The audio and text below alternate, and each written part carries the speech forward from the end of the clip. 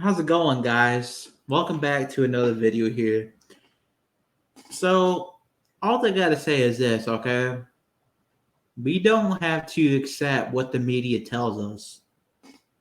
We don't have to accept that, okay? We believe what we believe. I believe Chris Benoit is innocent, based off of the evidence, you know.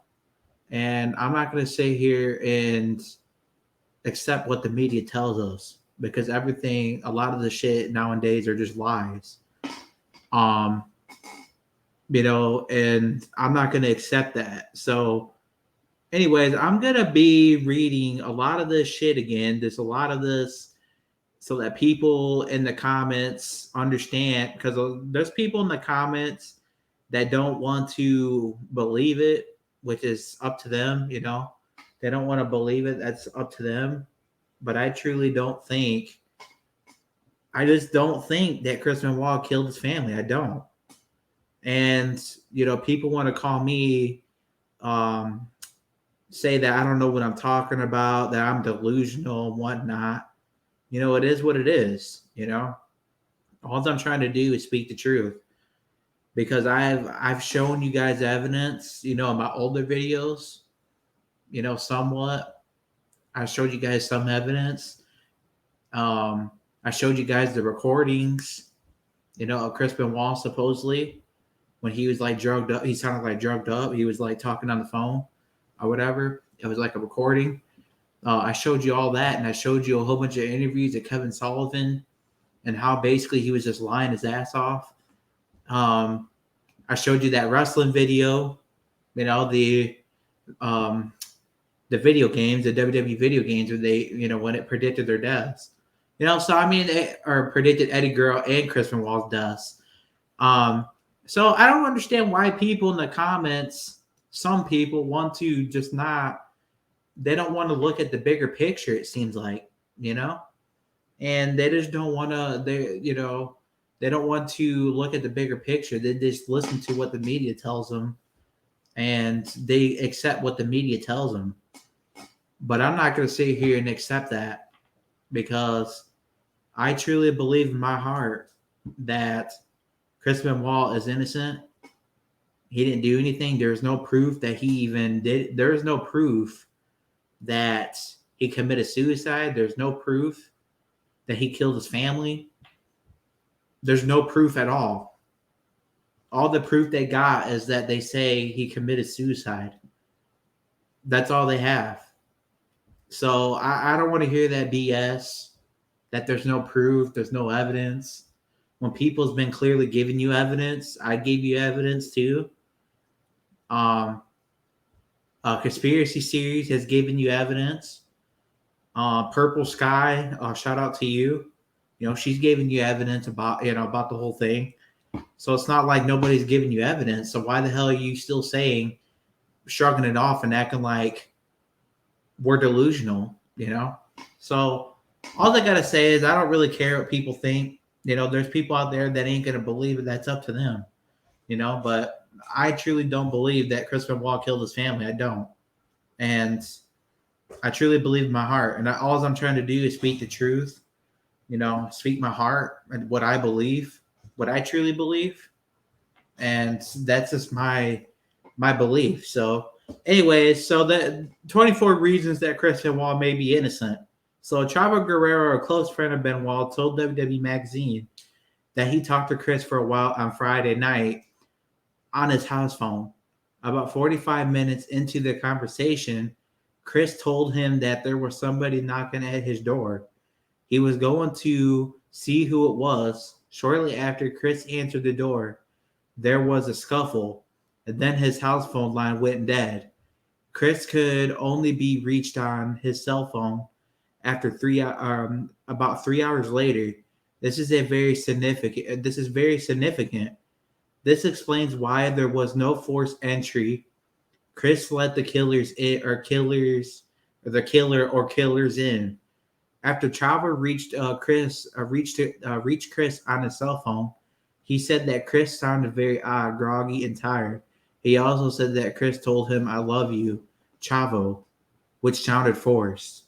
The WWE also, when Chris called and told them that Nancy and Daniel were sick, he did not sound like himself.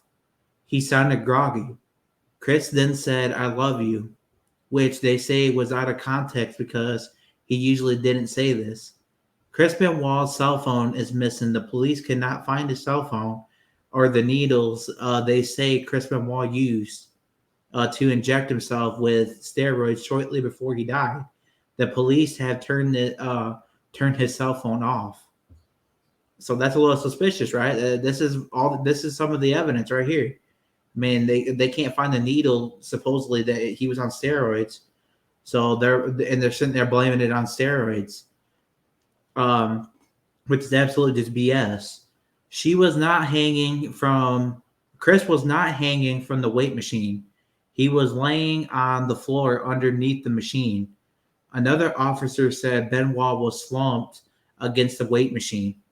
There was a white cloth wrapped around Chris's neck. If he was so suicidal, why would he care if his neck was bruised? Exactly. That's exactly my point. Why would he care what he looks like when he dies? The medical examiner says that Chris Benoit died on Saturday. The text messages were sent on Sunday. Chris was already dead, so who sent the text messages? It is noted that somebody talked to Chris on Sunday. The steroids found in Chris's house were not in his body. If Chris had murdered his family, then why did he need to text people? Think about it. Everybody was dead. Nobody would hear him talking. Why text? Calling would have been easier. I believe the killer text Benoit's address to somebody to come to the house to find the bodies. Chris sent Chavo a text message telling him his address. Why would he do this? Chavo already knew where Chris lived. He spent the previous weekend with him. Chris' body was badly composed, about the same as Nancy's. This shows he died sooner than Sunday. Why would he tie up Nancy to kill her? He was a big guy and he could have just hit her one good time and she would have been out. Okay.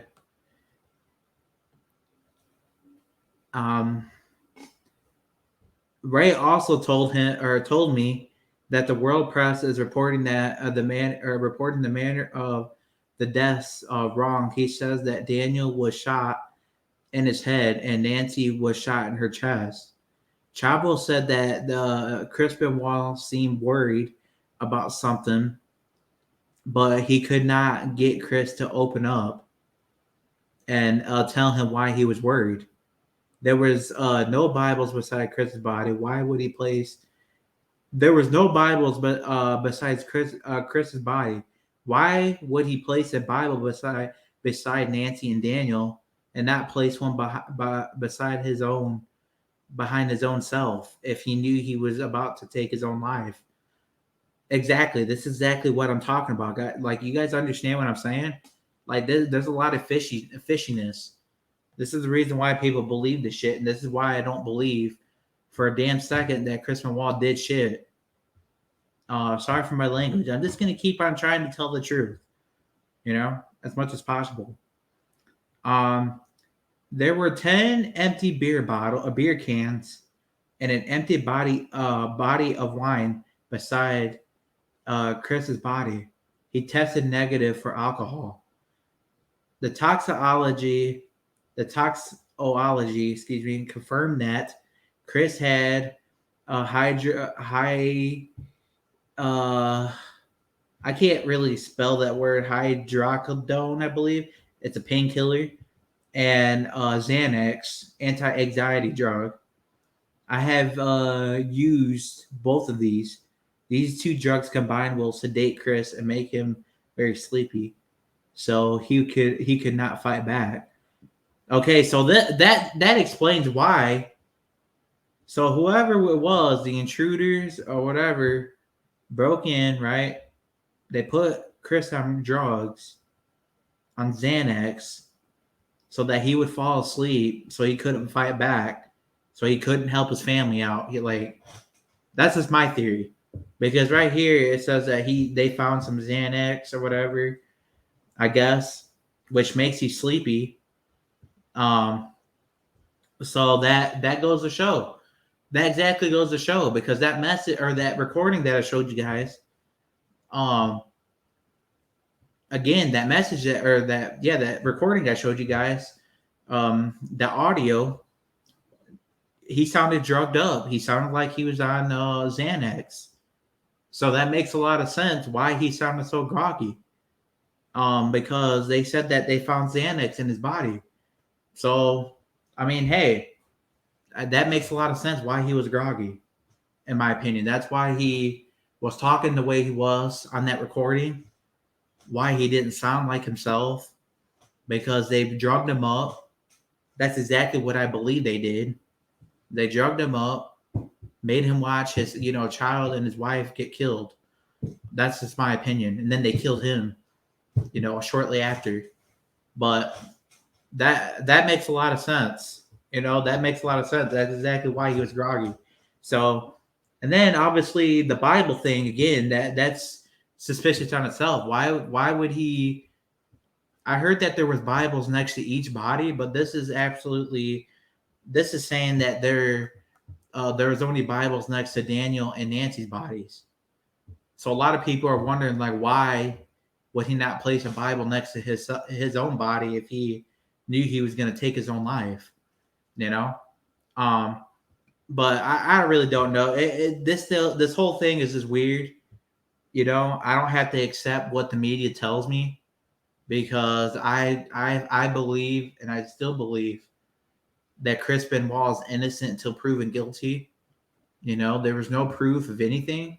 You know, um, and that goes to prove that whoever was in the house, drugged him up, did whatever, so he couldn't fight back.